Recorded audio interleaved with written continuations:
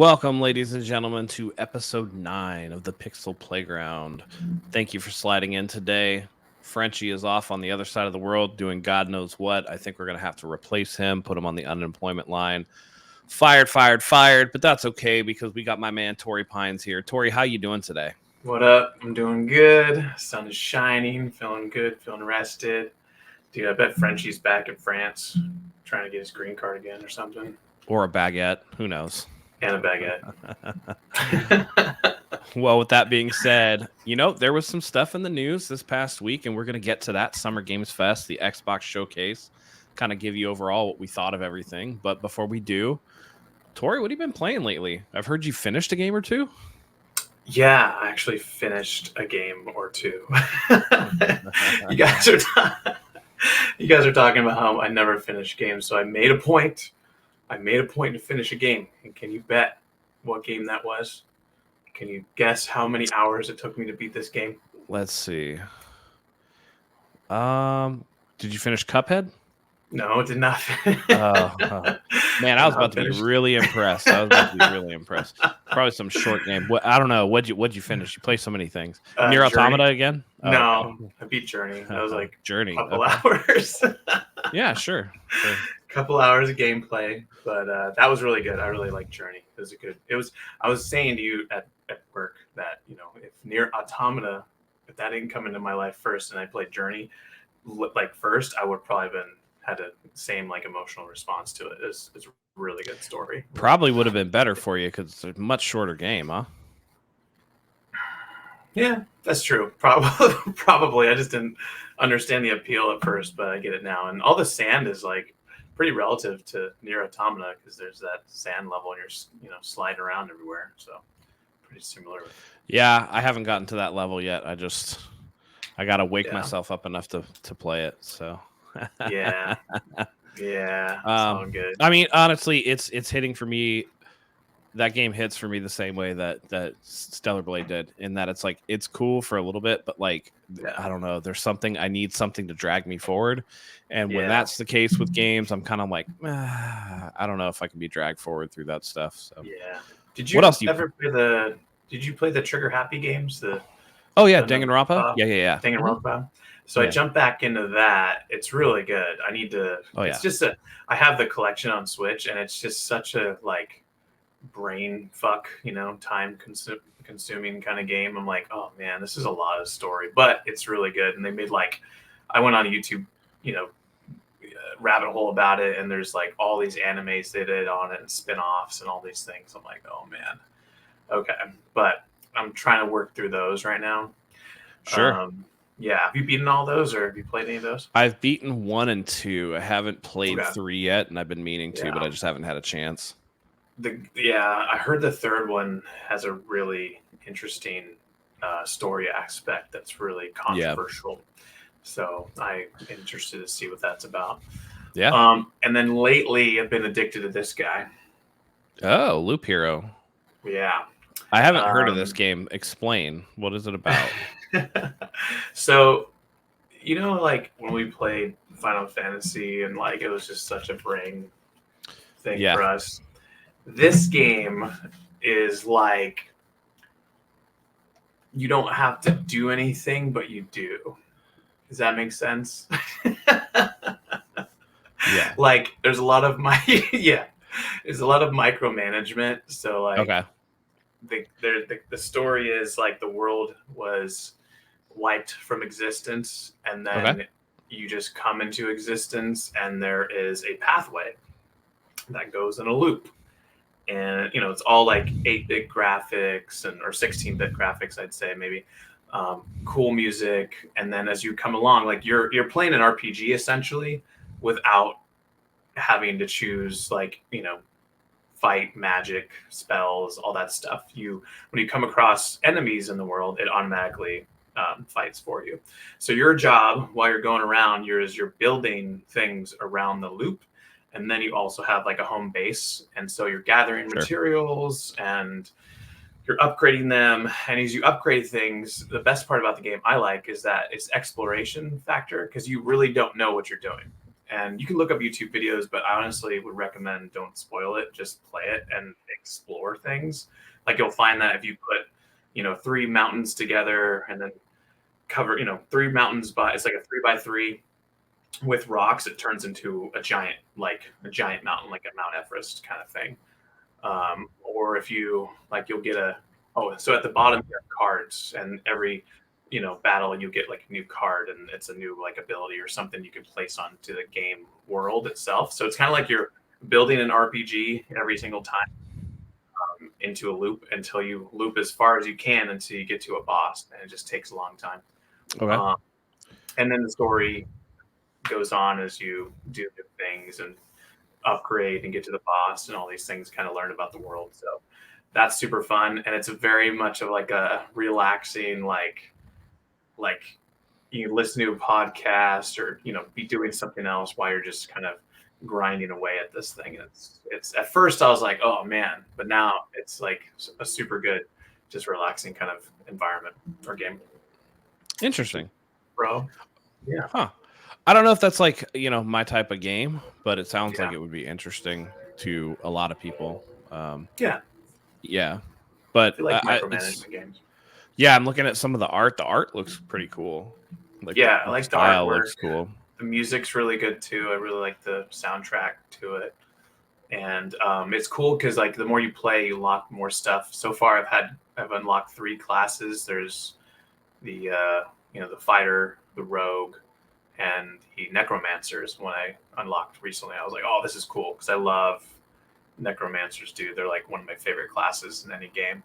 But I found with the rogue, I can get the longest, the longevity of any character out of him because his evade and his counter and his vampire, you can get like vampirism. We can, suck their health from them and all these kind of things. So it's really cool.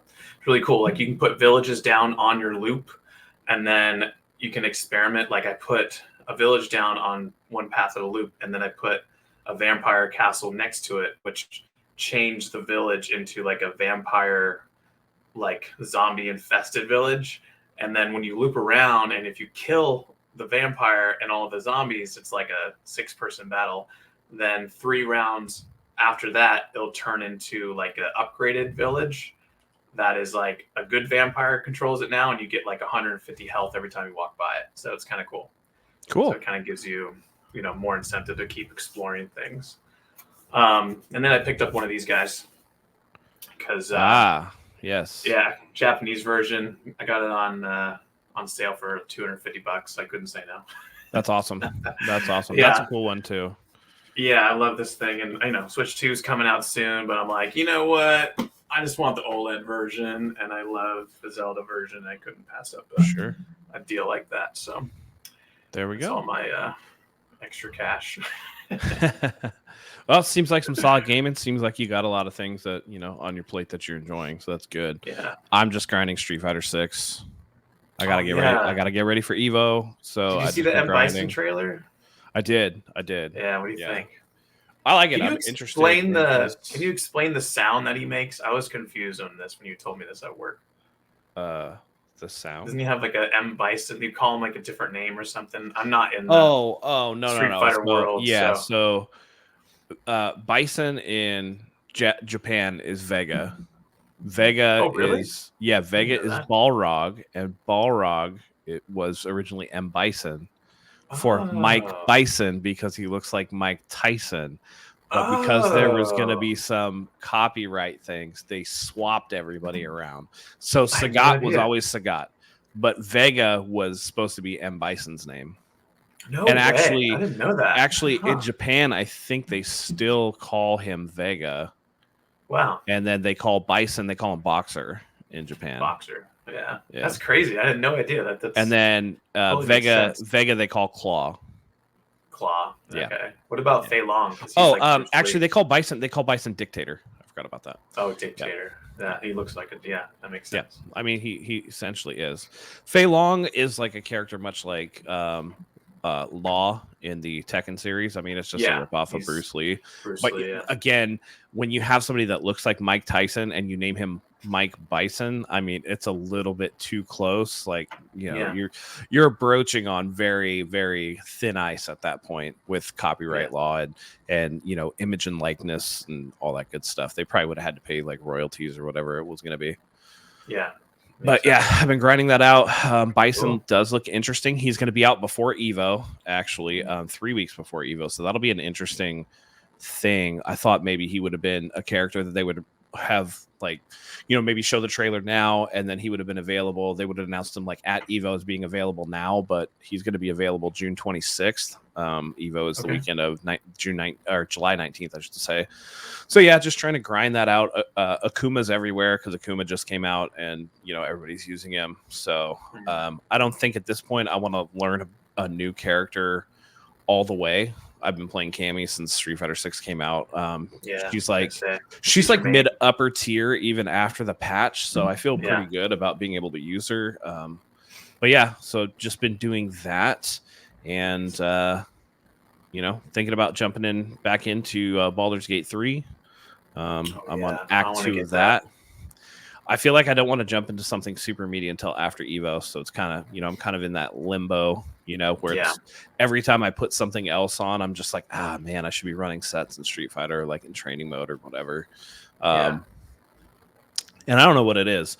There are other competitive games, like we'll play Fortnite with like my nephew and stuff like that, and my friends or whatever. No big deal, right? We've played Helldivers. We played all kinds of games that are kind of competitive, but nothing gets me as salty as Street Fighter. Like, I don't know what it is, but like it brings out this latent saltiness in me that I just can't explain, man. That's awesome. I don't know. I feel like once I get because I know, I'm never going to be like a professional Fortnite player, and I'm not a professional Street Fighter player by any means or whatever, but I feel like it's one of the games that I'm best at. Yeah. So then it's Did you ever get into Tekken at all or no? Street Fighter. I don't like the 3D fighters as much. Makes sense. Yeah. I tried to play those games, specifically Dead or Alive. I mean, we all know why. Oh, yeah. but just the way that it's just you can throw a move out, and then there's like side rolls and dodge rolls and all that stuff. I don't know. Yeah. And for me specifically, I feel like Street Fighter animations, along with the anime games, have the best animations for hitting. So even a game like Mortal Kombat, some of the animations when you're hitting somebody and they're just like kind of flying back in the air, it just looks goofy, and so I don't like the way that the hit animations look. So for me, that's kind of a no-go in that regard. Did you ever do Killer Instinct at all? I did actually. I played Killer Instinct, the one for Xbox. Yeah, the Xbox One version at Evo, before it even came out. So like there was a line where we just go up to the cabinets and play it. So that was cool. That's cool. Did you meet but I didn't have an Xbox One. Stars there? Like what's guys' names? I've played sets with Daigo. I've played sets with Tokyo. Daigo? Oh, all of sick. all of like the heavy hitters. I've played them. You get a gauge for how mediocre you actually are when you play those guys. But that's so cool. I took a game off Daigo in a casual, so I'm good. Oh, that's awesome. Yeah. It was fun. One round? No, like a game. Oh, we ran way. We ran our set 1-2, and he got me 2-1. Yeah. Oh, that's so cool. Wow, that's so awesome. Damn. Yeah, it was cool. It was really cool. But so looking forward to Evo. We're going to be taking the little one out to Vegas, and other than Evo, we'll just be hanging out poolside. I'll probably feel a lot better once Evo's done. But for my game that I'm going to play, just up there, I'm going to take my Steam Deck with me, and I ended up buying and installing Crow Country. So I want that so bad. Haven't had a chance to play it yet, but it's $20, man. I know, but I want the physical, and it's not gonna come. It's not. I looked it up to see if there's a physical like in the works, but there's no announcement for it. So maybe I'll get it. I don't know. I don't think they're gonna do a physical release for a game like that. I think it's too niche. Man. I think it's too niche. They just came out with the card games coming out. What is it called? The ball. What is it? Oh, Balatro. Balatro, yeah. Physical's coming out, bro. Yeah, Pre-order. Do it. Pre-order. That's different, though. That's different. No, it's not. It is. Maybe limited run games will do something for it. Balatro, though, is a phenomenon. They didn't announce a physical copy until they saw how well the game was going to do overall. So this could be a situation where if it sells well enough, then maybe it'll be something they want to make a collector's item out of. Tell me I have to buy it digitally and then support them to bring a physical out. Yeah, that's what I would do. I mean, I would just you want to support the company right off the bat. Like I think I bought Cuphead on every platform that I have just because that game is so meticulously and outstandingly made. Yeah, that's awesome. That I wanted to support them. Indie support for sure. No, like but I don't know. We should probably tell them. Crow Country is like a Resident. Yeah, it's like a PS1 style throwback to survival horror. Silent Hill, Resident Evil style thing. Just really cool looking game. So yeah, super cool. Very old school, like aiming around with the, you can aim like around, but you kind of walk like I don't know if you walk like tank physics like Resident Evil, but I think I haven't. I would imagine you might. Right. So yeah. I don't know. It looks really old school. Should be fun. Since Nostalgia Quest. Yeah, that's cool. Speaking of fun, we got a lot of games to get into. Big showcase. Summer Game Fest was this past week. A bunch of spotlights and showcases from different styles and companies. We're gonna go over the big two, which is Jeff Keighley's keynote and the Xbox showcase. And we'll just kind of do a brief overview right now and give our thoughts on each show. And we'll start with Summer Game Fest. So they announced Lego Horizon Adventures that was leaked and was kind of expected. The surprise for that one is it's coming to Nintendo Switch, which we'll touch on in just a little bit. They also announced Quidditch Champions, which is a spinoff of the Hogwarts Legacy. And then No More Room in Hell. It's an early access game. It's like a first-person zombie shooter. Ubisoft Star Wars Outlaws made an appearance with some more gameplay. Civ 7, cool games. Fire Axis making that. Civ 7, that's the real-time strategy game. If you're familiar with PC games, going back to the dawn of time, real-time strategy and that kind of stuff has always been there. So Civilization 7 is coming. Dragon Ball Sparking Zero with a release date for October. That's going to be a multi-platform game. Interesting that VR getting some love here with Batman Arkham Shadow.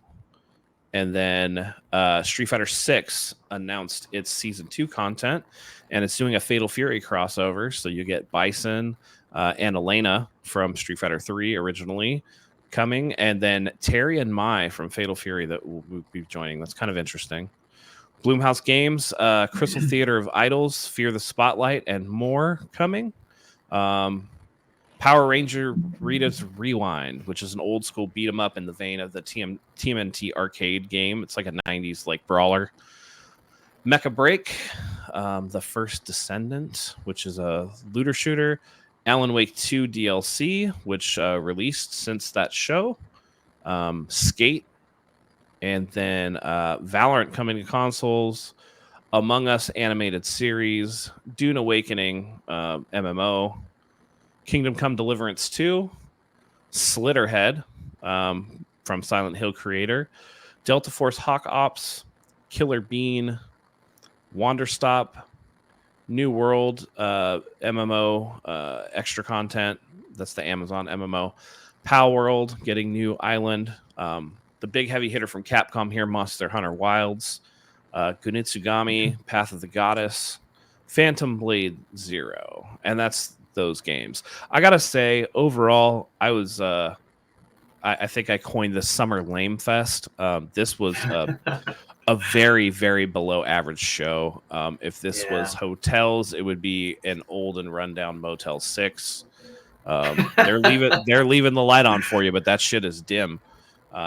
It's not a good showcase. I mean, and I understand, because once we touch on the Xbox showcase, you'll understand why.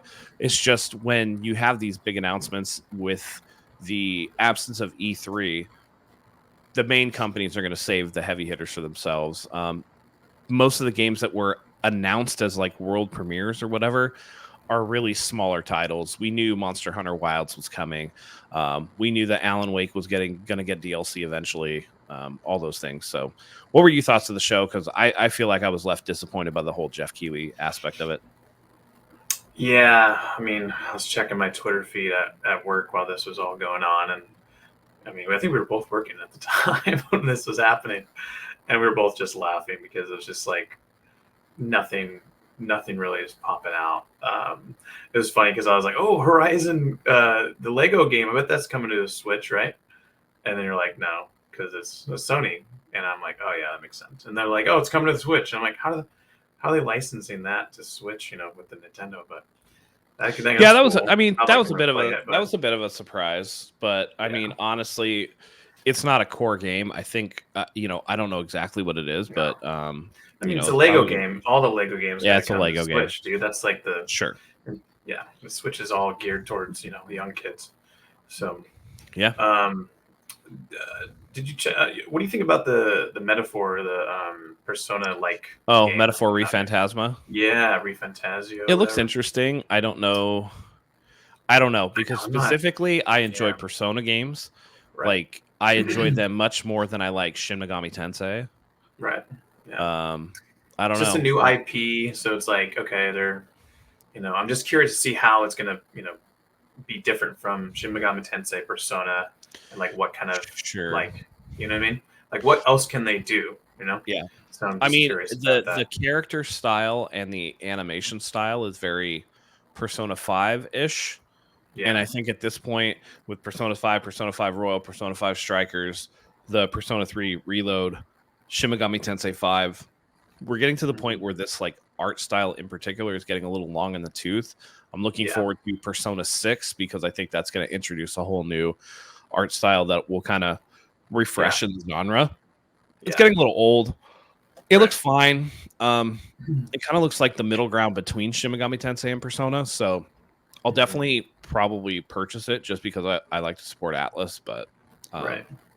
No, it looks cool. I don't know. Yeah, it looks cool. I'm not like gaga over it like I would be for Persona 6, but it's something I'll check out for sure.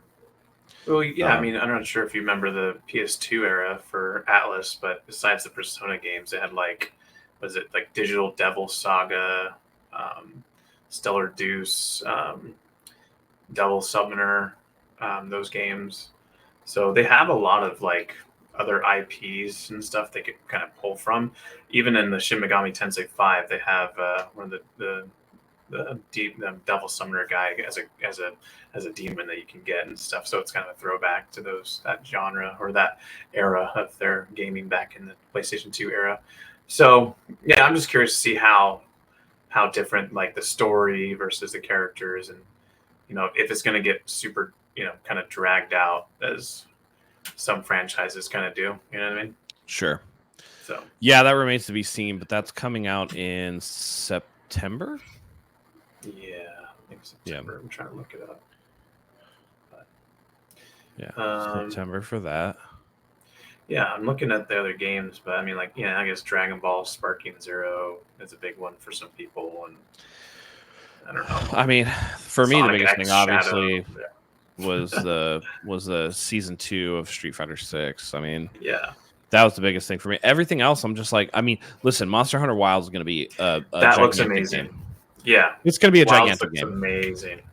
Yeah, yeah. The trailers for that is like insane. Monster Hunter World sold like 12 million copies. It's like Capcom's best-selling game of all time. I expect this to do the same. But if you're not into Monster Hunter, it's not really going to scratch that itch for you. And like, I'm not a Monster Hunter guy. I'm not either. I try to get into it, but I don't know. It seems like a really big time commitment that I'm like, I kind of want to put it into other games. I don't like the way the game animates. It's slow, right? It's slow. Like when you are attacking with your character and depending on what weapon you're using. I mean, I guess it does simulate like you're a hunter and you have to like prepare and like understand the physics of the game, that your character is not like this Ninja Gaiden character or something where they're going like lightning fast. They move like more, I guess, realistically compared to the monsters in the game. So you have to, plan ahead and make traps and, time your attacks like in a Demon Souls game or Dark Souls game. So,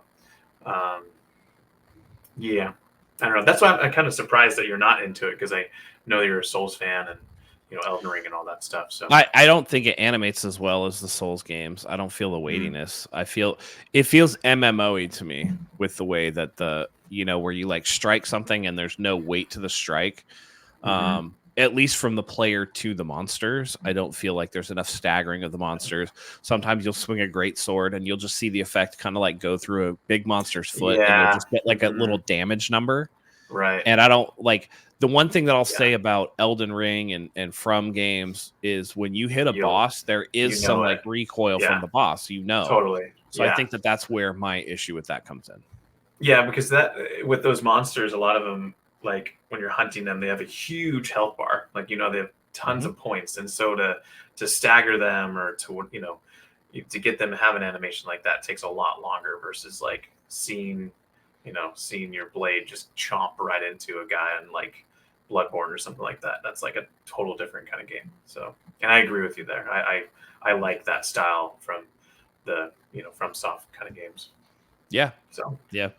Overall, though, I think all of the meat was saved for the different showcases, and I think Jeff Keighley was kind of thrown scraps, which sucks. Jeff's a nice guy, and he tries to do a lot, but a lot of his games are very, his events are very ad focused and a little long in the tooth. This one was really disappointing, and it kind of set the stage where I was just like, Xbox was going to go, but then I was like, all right, what are they really going to do? So let's go over what Xbox did. Avowed was given a new look. Call of Duty Black Ops, they revealed the campaign. Phil Spencer directly actually talked about this and then led right into a game that he was really excited for, kind of tangibly on the broadcast. Doom the Dark Ages, that's coming in 2025. Fable was shown. New trailer for Indiana Jones. We had Fable shown. A next gen of flight simulator. We had Perfect Dark revealed. South of Midnight. State of Decay 3.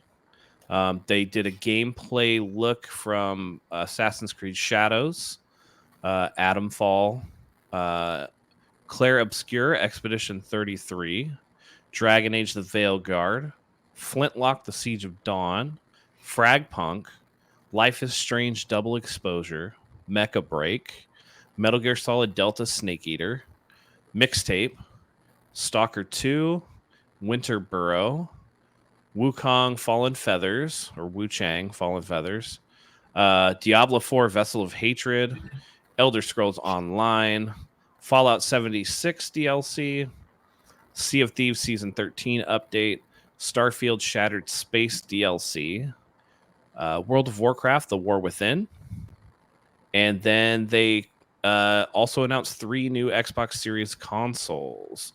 Now we're going to go through our top games of the show, but I got to say, from my expectations of the show, they were really, really low going in.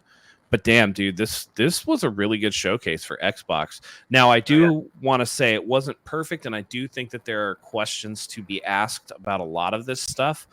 But just from in a vacuum, when you're talking about when the show opens to when the show closes, and they closed the show, Sarah Bond came out and closed the show with Gears of War E-Day.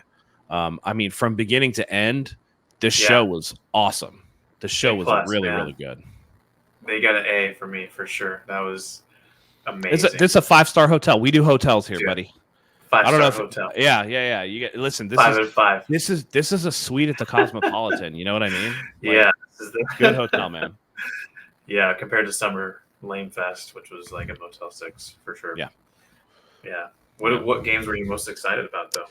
I mean, all of the games shown were very, very intriguing. Yeah. And we'll go into our intriguing games in our top 3, but I just want to say that, the one question that I have, and I think that all people who are fans of Xbox are wondering this too. We've seen games start to migrate to PlayStation. All these games are announced, and it looks like a big, you even texted me, you're like, dude, Xbox won. And I'm like, what did they win? Because they're so far behind in hardware sales. Yeah. And I know that they're going to be releasing these new consoles. Essentially, there's a 1 terabyte version of the S, 1 terabyte version of the X. Both of those are digital only. And then they have a 2 terabyte version of the Series X. That 2 terabyte version of the Series X, by the way, is $600. I mean, that's for insane. an extra. That's a lot of money. Yeah, and the way that I'm looking at this, I'm like, well, we know Call of Duty is going to be on PlayStation, and we know that Dragon Age Veilguard and all of the third-party games obviously are going to be on PlayStation. Diablo 4 and Life is Strange and Sea of Thieves is now Elder Scrolls is going to be on there. Metal Gear Solid Delta, Snake Eater is going to be on there. Assassin's Creed Shadows is going to be on there. World of Warcraft is a PC game. You start looking through some of this stuff and you're like, well, what is really exclusive to Xbox? And you have a few, but then there's the rumors that, they're going to do a remake of Halo Combat Evolved, like a full-on remake and release it on PlayStation. And if Halo is not sacred enough to keep off of PlayStation 5, then are any of these really? And if they're not, then what? There were rumors that Xbox was going to reveal a potential handheld, and at the IGN Live event, Phil Spencer kind of alluded to the fact that they are working on a handheld, which would be dope. No. He didn't say no. He said, the important thing for those things is you want local, and that's kind of like a veiled shot at the PlayStation Portal, which was never meant to be like a standalone handheld, right? It's a streaming device essentially. Right. Yeah. I don't know. For as great as this was, I don't think that it allayed any of the fears or answered any of the questions that people who invest in Xbox hardware are looking for. Would I buy an Xbox handheld? Hell yeah, because from a hardware perspective, I think that Xbox does a really good job. Their engineering for their consoles, they're usually pretty ahead on tech, with last generation being the exception, and then they release the the mid refresh or whatever of the Xbox One X was actually more powerful than the PS4 Pro. So they kind of learned from having an underpowered machine, and they're at the cutting edge of technology, and I really respect that, and I would go for one. But man, if you're asking people to invest in the Xbox ecosystem, I think it's a hard ask, given that a lot of these titles are going to be on other platforms. Yeah, this it's an interesting time. They're kind of in this gray area because remember, look at Sega, right? Sega had Sega Genesis and Sega Game Gear and Sega Dreamcast and all these things, and it's I don't think that's going to happen with Xbox because they're a computer company. It's Microsoft, right? So yeah, it's a fascinating time for this because they've always struggled with exclusivity. Like the originals, right, was Halo and what was it, Gears of War, and you can keep going down the list, but they didn't have that much compared to Nintendo or PlayStation. Sure. So yeah, I don't know what's going to happen. I think they're going to push for it though. I think it's cool that this is the next gen fight. If you're looking at back in the day with all the the different console wars, this is exclusivity wars now or something. You know what I mean? Because I don't know. I think the war is over. I think essentially. Phil. No, it was Sarah Bond who confirmed that they're working on they're already working on next gen hardware. They're starting, R&D for it and stuff like that. So they're going to be in it at least one more round. But when you look at sales data, they're not even coming close to PlayStation. I think at some point I don't know if Xbox has ever been a profitable division for Microsoft, and especially not after all the acquisitions they went through. I wonder if at some point they do go the Sega route and become a publisher. Yeah, they might, because I remember when the first Xbox came out, I literally read that the Xbox, to make one, they were losing hundreds of dollars per unit. Yes, it's at scale, right? You need to sell a certain amount before, and then have a certain amount of attach. Right.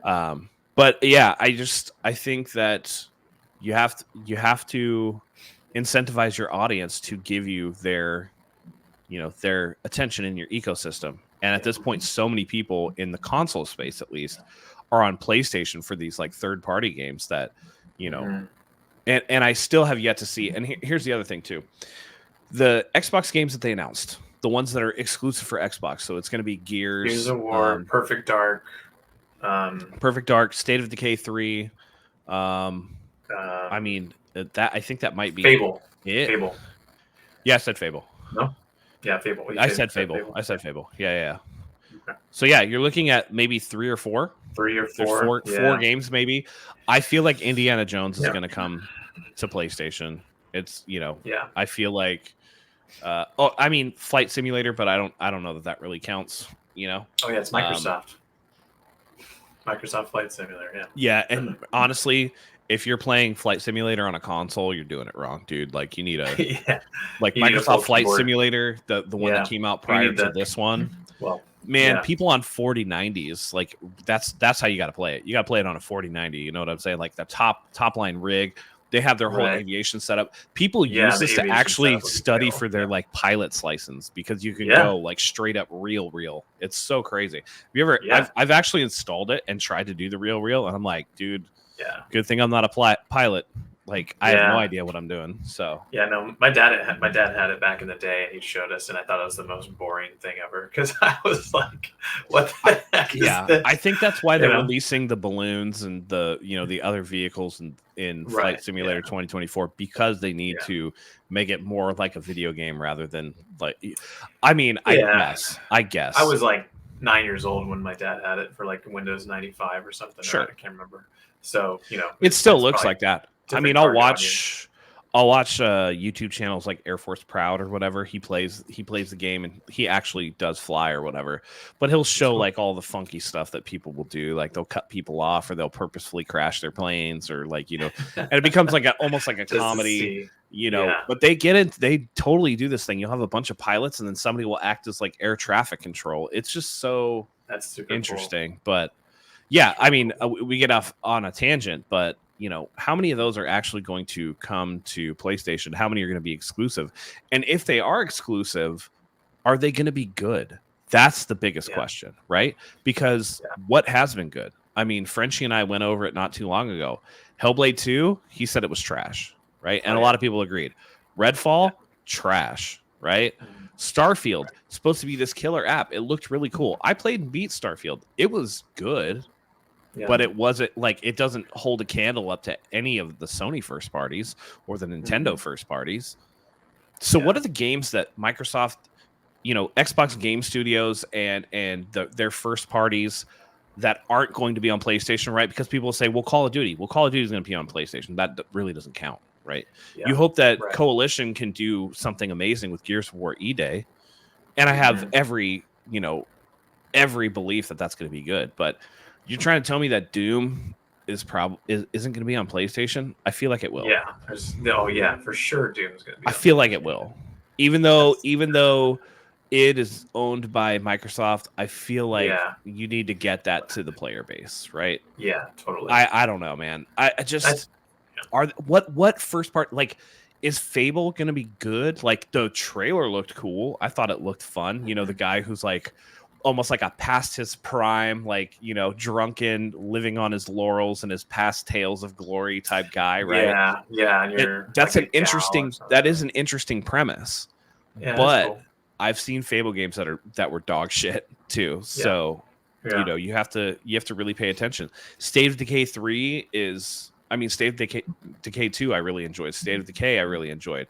But it's very niche, right? Like it's not one that's going to sell millions upon millions upon millions of copies, right? And I think like Phil Spencer kind of talked about this and when they interviewed him about games in general exclusivity. It sounded like he's just all for all games coming to their platform too.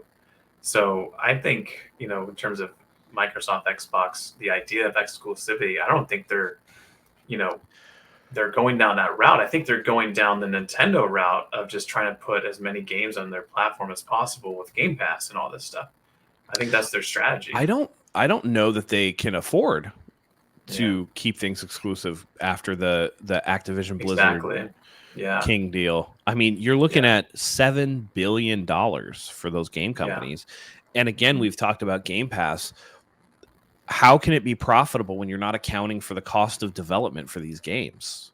The way that you get that development back, if you're not going to have Game Pass on something like PlayStation, where people have opportunity to buy skins and do that stuff, is you put the games out all a la carte on PlayStation and have people actually buy them.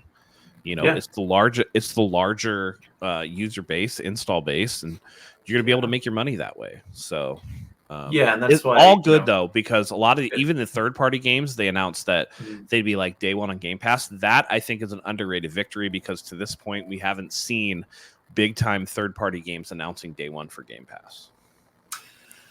Right. And just to touch on Game Pass and the digital ownership versus physical, because I'm a physical collector. Like my mindset on video games is that I want to be able to, I still have like my original PS1 like Xenogears and stuff with the memory card. If I wanted to pop that in and play that and see play where I left off, I could. Even though I've beaten the game, I could do that.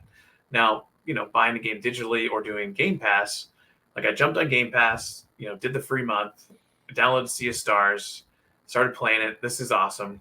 And then I deleted it. I'm like, I'm not doing this. Like, I'm going to buy the physical game, because I know just the type of gamer I am, I'm not going to like put all the hours into Sea of Stars right here and right now and then say goodbye. Like, I want to have the physical copy. I want to be able to like forget about it, come back to it. And same with the digitals, the digital games you download. There's a lot of controversy with that, of like actual ownership. So yeah, I don't know. My mindset's completely different than your guys's, I think, in terms of physical media, but I really don't know. I don't think it's completely different, because I have an extensive game collection behind me too. So yeah, that's true. That's true. I don't like Game Pass. I like it as a demo, like download it, try out the game, play it. But then like I was playing Loop Hero on that, and I was like, oh man, I have the physical copy. So why not just play on the physical copy? Because I'm going to have to pay $10 a month for this. And I know I'm not going to beat this game in a couple months. Sure. So I guess might as well just get the physical copy and save the save file on my cartridge. I mean, I don't think it's good for the industry. I don't think that it's good for games in general, and I don't think that it's going to be a long-term winning strategy for Microsoft. The one thing that I will say is that it's extremely consumer-friendly in the fact that how many games like Cyberpunk have come out completely broken. How this game, Halo Master Chief Edition came out completely broken. All these things, right? And when you have Game Pass, you at least can try the game without having to commit the actual $70 or whatever it is to play it day one or whatever, when it could be in a potentially broken state. Starfield was a game that like was pretty borked when it launched. There was a lot of stuff wrong with it. I played it on Game Pass, and I was able to get my enjoyment out of it. So from that end, and I mean, honestly, for me, PC Game Pass works really well, because it's games that Microsoft releases. Microsoft first party is only through their Xbox Game Pass on PC. There's a lot of games that you can't really buy on Steam. So it's like, I'm going to use Game Pass and I'm going to play those games, and I don't have to buy an Xbox Series X or S or whatever, and I can play those games. So from that aspect of it, for a guy like you who isn't really into the exclusive games, isn't into the first party games other than Nintendo's, you play a lot of third party games. And if Switch is your platform of choice, then Game Pass doesn't make as much sense, Right, exactly. I'm a big promoter of indie games, just because I love that. The thing about the indie game like revolution, I would call it, is that the guys that are making these games are us when they were kids, right? So they were there playing, the Nintendo, the Super Nintendo, the PlayStation games, and learning from all that gaming tropes that they learned, and they're making their own games, and they're making it better than they're making these games better than they were before, and I love seeing that.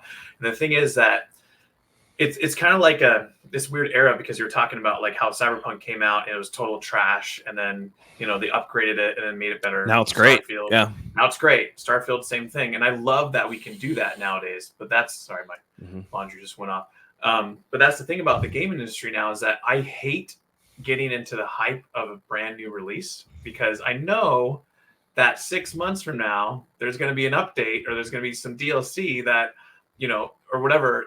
Or a year from now, there's going to be a newer version that is going to make the game better, have definitive edition, or blah, blah, blah, which I think is a cool thing. But I'm like, awesome. I'm going to play that when that thing is ready to be. It's already, it's cooked in the oven long enough that they're done with it. I'm just going to play it then.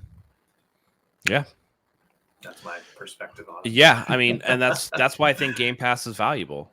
because you get to play test it. You know, yeah, it's consumer friendly, but it's not good for the industry, if that makes sense. Yeah. So. Do you ever do any play testing for any games? I think you told me you did, right? No. Like QA testing.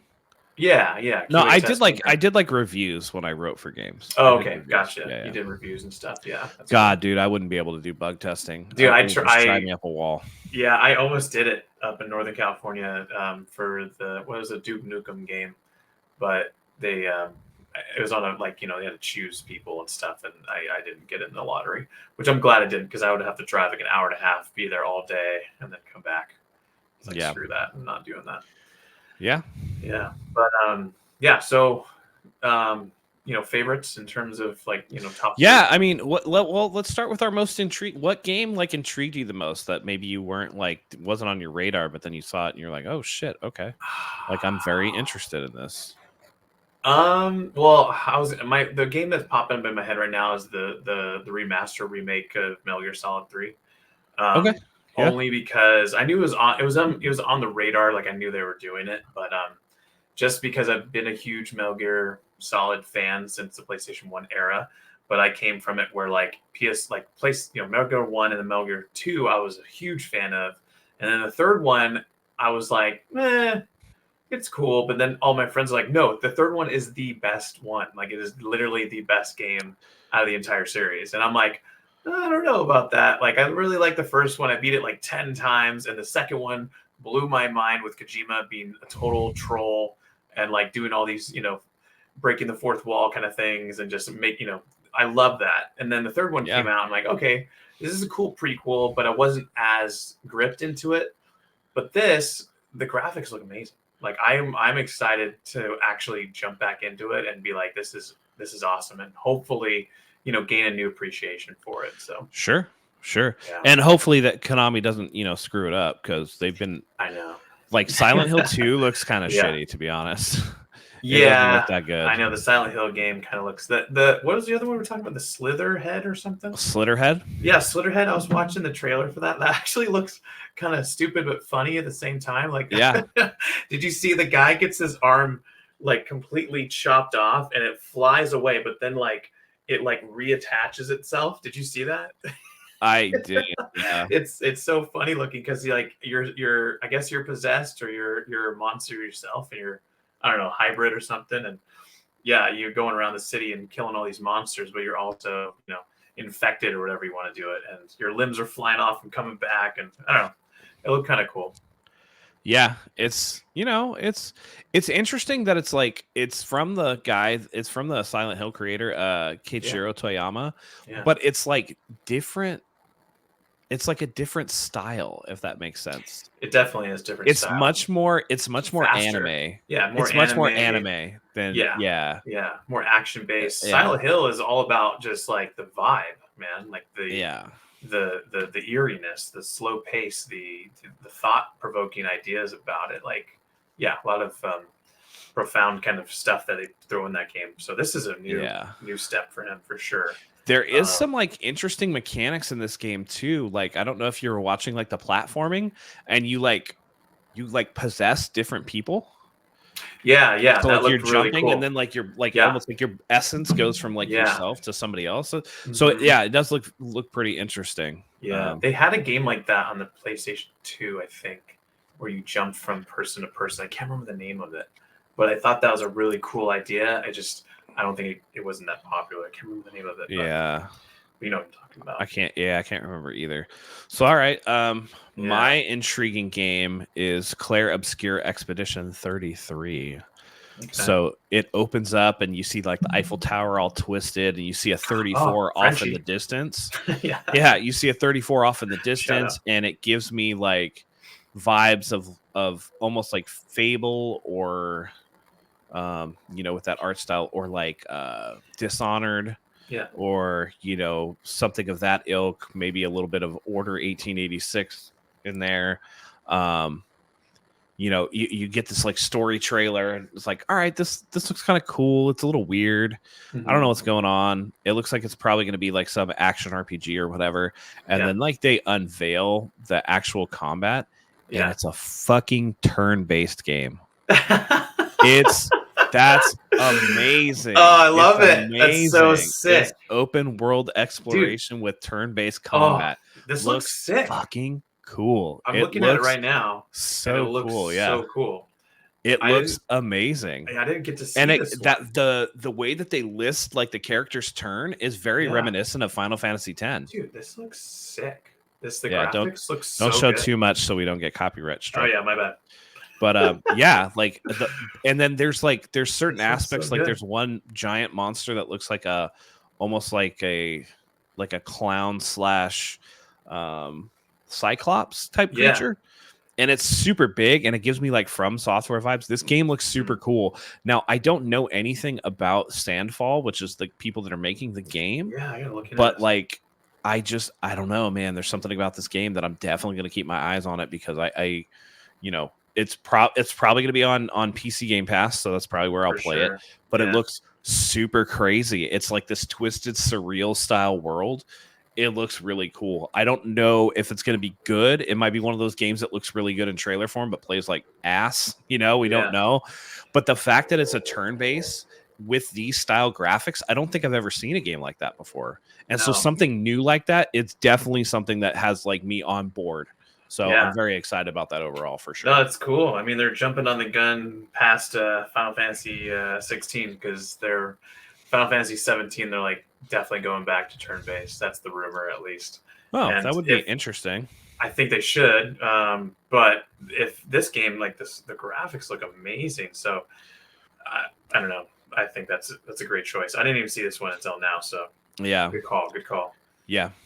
All right. What was your top three? I mean, we can do them like back and forth. We can do 3, 2, 1. We'll do that. What was your number 3 for the game for the show? Oh, Fable for sure. Okay. I was interested only because I haven't played a Fable game since like Xbox, like the first one, and I thought it was a cool concept. And the trailer, it seemed. I like the like you were talking about earlier, the movie esque kind of like you're already the king and so forth and so forth. A new adventure awaits and all that stuff. But I'm just curious to see how they're going to compete with like Baldur's Gate 3. You know what I mean? Like how are they going to make it a different kind of? I'm not sure in Baldur's Gate if you can like make your own kingdom or something like that, or like have that kind of thing. But I'm excited to see how their the new version of Fable kind of plays out. Yeah. Yeah. My number 3 is from Beethoven and Dinosaur. They made The Artful Escape. It's called Mixtape. It looks really cool. It's like this coming of age tale. It looks almost like Tim Burton-y with the way like the art style looks. Yeah. And it has some like old school music. Looks like it's set in like the late 80s. In the era of mixtapes. It just looks cool. Heck yeah. Oh yeah, with the skateboarding down they're just all doing their own. Yeah, and it's got like Smashing Pumpkins in there. There's some Iggy Pop. Dude. It looks freaking cool. It looks freaking cool. This does look really cool. To me at this point, like I've seen, I've played Fable. I've played, God of War and Gears of War and everything else. Yeah. Unless it's something completely different. I know they announced Stalker 2. Stalker was really cool. Stalker 2 looks really cool. Mm-hmm. I played the game. I'm looking for things that are new. Yeah. And so this to me is something that I haven't seen before. I'll add an honorable mention to Life is Strange Double Exposure just because the original Life is Strange was something that I really enjoyed. And this is bringing back that main character. But again, that's something I've played. So for me, Mixtape looks super cool, super fun. Love the way that the music is brought in, the aspect of it. The name is amazing, Mixtape, because I was of the generation where you would make a mixtape for a girl that you wanted to date. These young kids don't understand, right? You just go, maybe I'll make you a Spotify playlist, but like we actually had to sit there and use our cassettes. Yeah. Like I was from the cassette era. You get these recordable cassettes and you would go through on these soundtracks and you'd have like a two cartridge or 2 cassette holder and you would play on one while you were recording on the other. And then you would take the first one out, have to go through and get to the song that you wanted to get to. And then you record the second song right afterwards. And it was like, it was a labor of love and it took a long time. And actually one of my favorite movies is based on that. John Cusack, High Fidelity. I love that movie, and it's based on making mixtapes. How come I've never seen that? High Fidelity. Oh my god, it's so good. Why have I not seen that? Young Jack Black in there. Oh my gosh. Catherine Zeta-Jones is in it. Yeah, it's a good movie, man. I'm writing this it's down a so good I watch movie it because I love Jack Black. Oh man, but it's Jack Black in like he's like funny in it, but it's not like over the top hammy Jack Black. It's Jack Black trying to make a name for himself. It's really good. High Fidelity, really good movie, but it's based off of like a guy that makes mixtapes for like his girlfriends and stuff. So that's awesome. And he kind of explains the thought process behind it, and it actually is the exact thought process that we all go through. And then he lists like his top 5 girlfriends or whatever, and it kind of goes through like it's actually, you should watch that movie. It's a really good movie. Definitely gonna find it. I'm gonna find that for sure. High Fidelity. And very good. But yeah, so mixtape, is hitting all of the nostalgia vibes with a new style of game. And the art style is incredible. That like Korra, that anime, like Tim Burton Nightmare Before Christmas, like stop motion type, claymation type thing. It just looks really good, man. It almost looks like the Spider-Man kind of movies a little bit. Yeah, but not as like not as over the top. Like I said, the animation is a little more herky jerky, like you would see in like a Tim Burton movie. You know what I mean? It's not as smooth as what. Yeah. So that's kind of where it's getting me to.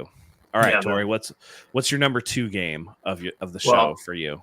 I was gonna say, for that mixtape game, that they say you gotta buy it day 1 before the music licenses expire on it. Sure. I mean, they probably have it licensed for like a certain number of years or whatever. Yeah. And then so Doom looks really cool.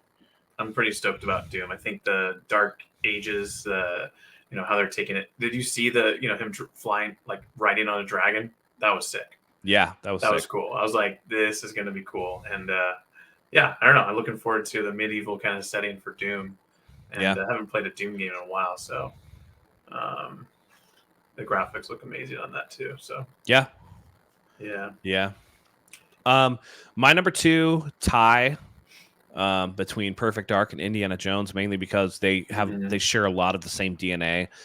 They're games that were Perfect Dark was a game that, before was N64. This is a complete reimagining. You're in the first person, very much cool contemporary style gameplay. Gives me Mirror's Edge vibe with a lot of like the parkour and stuff that you can do in the game.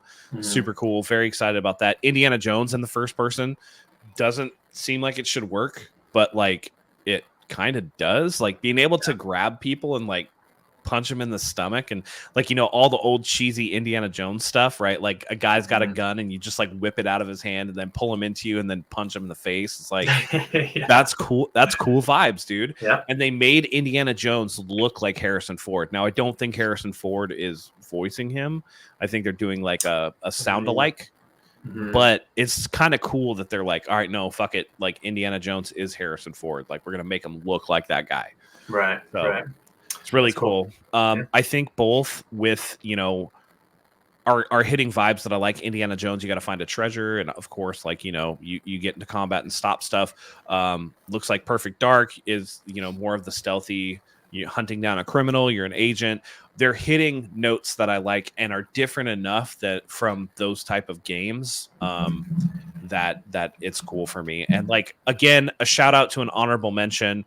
The Shinobi gameplay from Assassin's Creed Shadows is actually really cool. It's giving me Splinter Cell vibes, like taking out lights and stuff. I'm like, okay, I will play the Shinobi. Like I will play this game and play the Shinobi. Like at least that character. You're like, I'm not doing a samurai though. I need real. That guy. And I talked about if you want to play an Assassin's Creed game in Japan, play Ghost of Tsushima. But even Ghost of Tsushima, it was all about like it was combat because he was a samurai first, right? So like you have your samurai duels and you have all this stuff, and as you get your ghost ability, you do a little bit more of the stealth. But at the end of the day, you still are in there slicing people up. This actual super stealth gameplay is super cool. Giving me Splinter Cell vibes. Giving me no alert. Or no alarm Dishonored vibes. Like you can play, you know how you can play the game and go through without like triggering alerts and killing anybody.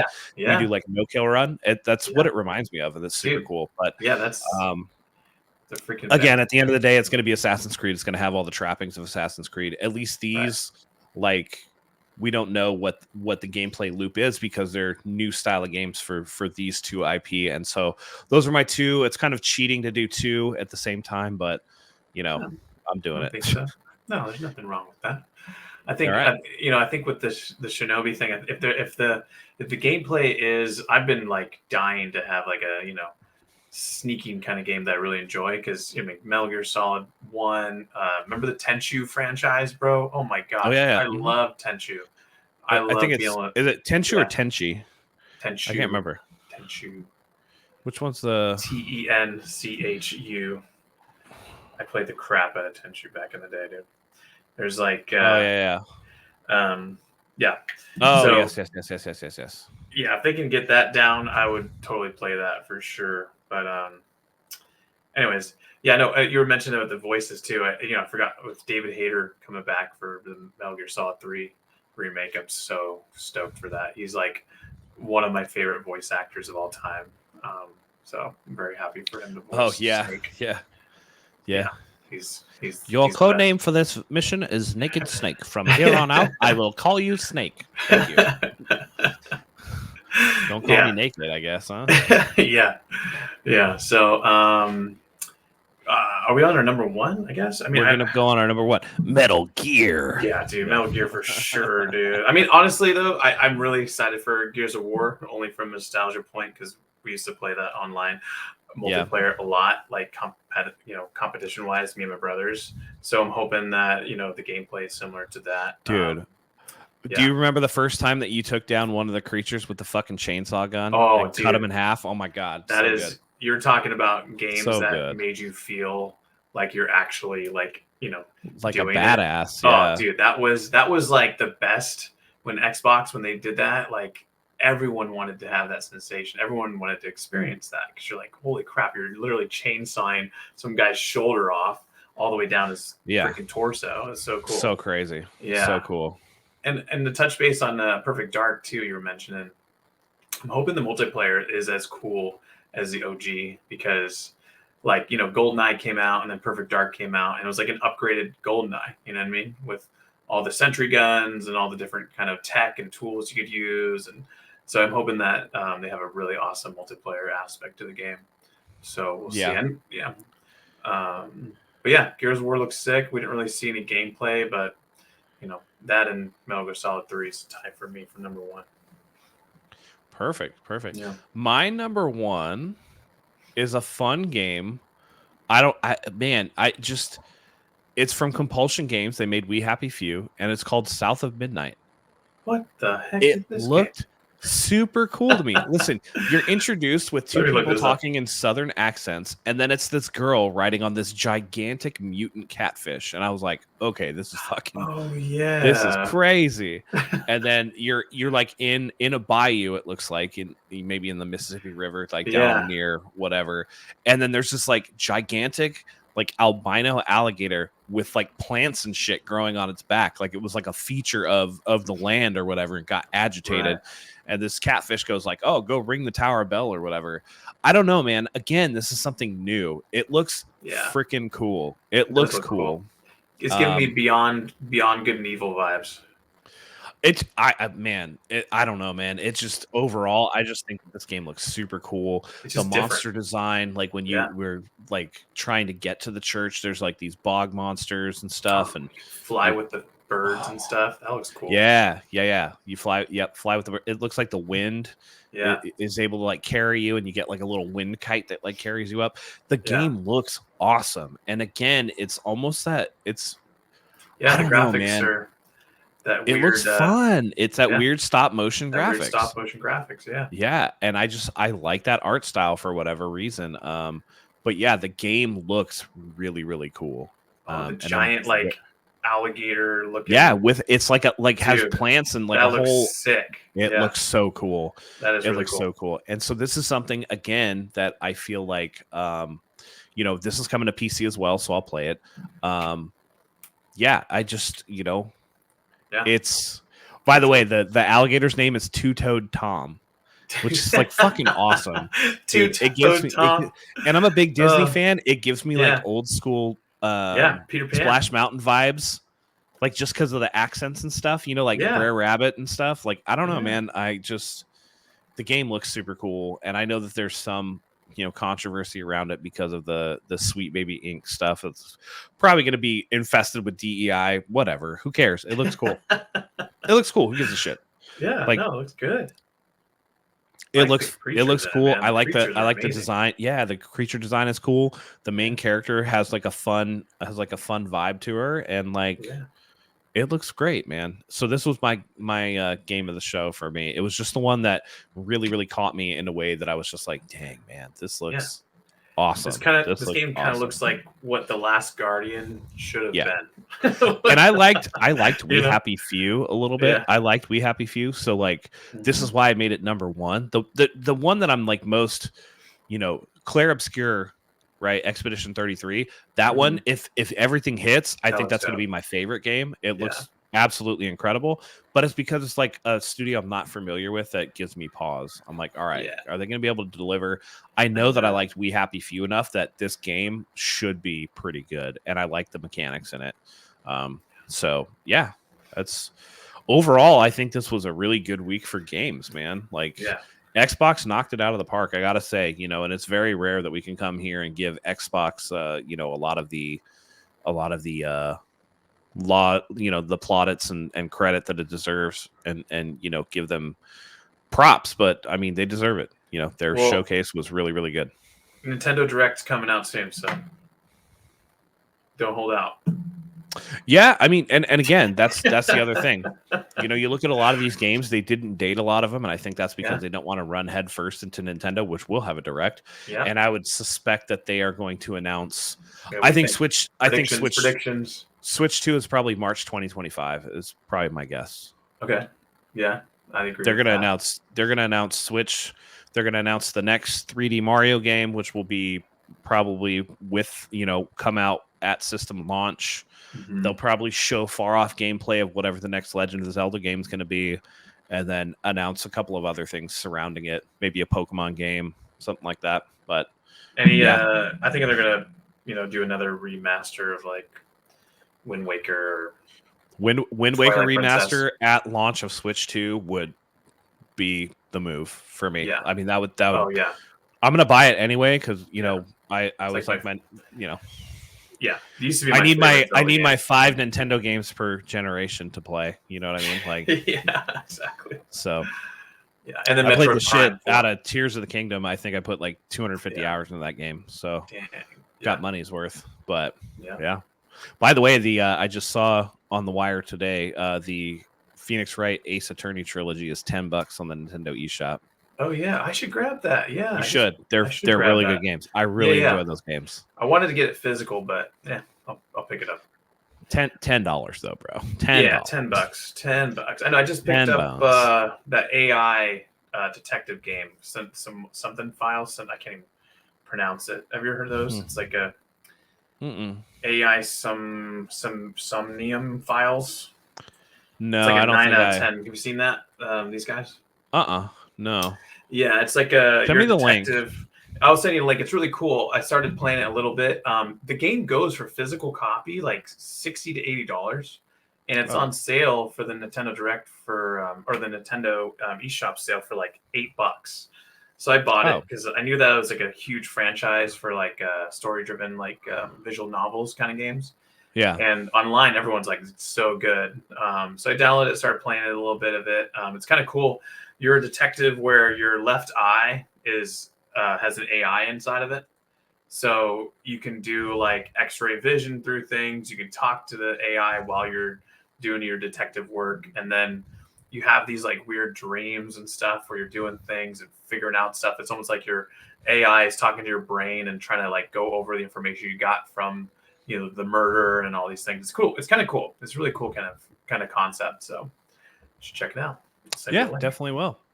All right. That being said, I think that's going to do it for us, man. This was a good week of games. I'm glad I got to review it with you. Any final thoughts before we go, Torrey? No, excited for Frenchie to get back and talk lots of shit to him, and I'm sure he's good. Yeah, I'm sure he's going to have a lot to say on these games too. So. Yeah, I'm very curious to hear his perspective on all this, and then I'm excited for the Nintendo Direct to come out Have they confirmed the date for that, or is no? it I think up in the air? They're thinking it's this month. There's already some leaks on it, but okay. Yeah, I saw a site, actually the Epic Games Store. There was like some leak from the Epic Games Store that essentially confirmed that Final Fantasy IX Remake should be coming fairly soon as well. So. I saw that. I was like, oh my gosh, like, yeah, that'd be amazing. That's another Final Fantasy I never beat. I never beat Final Fantasy IX. I do want to, but now there's a remaster coming out. I mean, I'm curious to see if it's going to be a remake or a remaster. I think it will be. I mean, I think it'll be in the vein of like the Resident Evil remakes, right? Where it's just like a newer version. That's what I want. That's what I want. Yeah. I don't want this rebirth shit. No, it's only going to be Final Fantasy VII, and you're crazy, dude. This shit is so good for Final Fantasy VII. You're crazy. It is. But I'm just like, I want the OG experience. Well, just because I want to be able to like, experience the OG kind of thing. Sure. And I still maintain that after they do the Final Fantasy VII Rebirth trilogy or whatever, the Final Fantasy VII Remake trilogy or whatever it is, they're going to cut it down and give us Final Fantasy VII, like just a remake of Final Fantasy VII proper. So sick. I still think that's what they're going to do. If they were smart, that's what they would do. Yeah, I hope so. We'll see. Anyway. All right, everybody. Go ahead and like, comment, subscribe on this video down below. Thank you for joining us as always. We hope to see you next time. Until then, goodbye. Peace out.